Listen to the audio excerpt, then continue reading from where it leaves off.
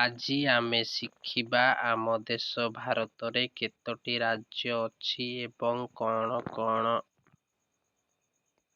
ଆମ ଦେଶ ଭାରତରେ 28ଟି ରାଜ୍ୟ ଅଛି। 1 number Andhra Pradesh, 2 number Arunachal Pradesh, 3 number Assam, 4 number Bihar, 5 number Chhattisgarh, 6 number Goa, 7 number Gujarat, 8 number Haryana, 9 number Himachal Pradesh, 10 number Jharkhand, 11 number Karnataka, 12 number Kerala, 13 number Madhya Pradesh,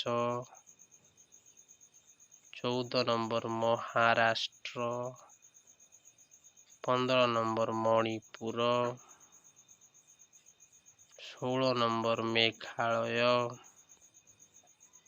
17 number Mizoram, 18 number Nagaland, 19 number Odisha, 20 number Punjab, 21 number Rajasthan,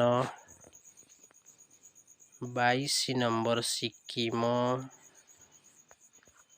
23 number Tamil Nadu, 24 number Telangana, 25 number Tripura, 26 number Uttarakhand, 27 number Uttar Pradesh, 28 number West Bengal.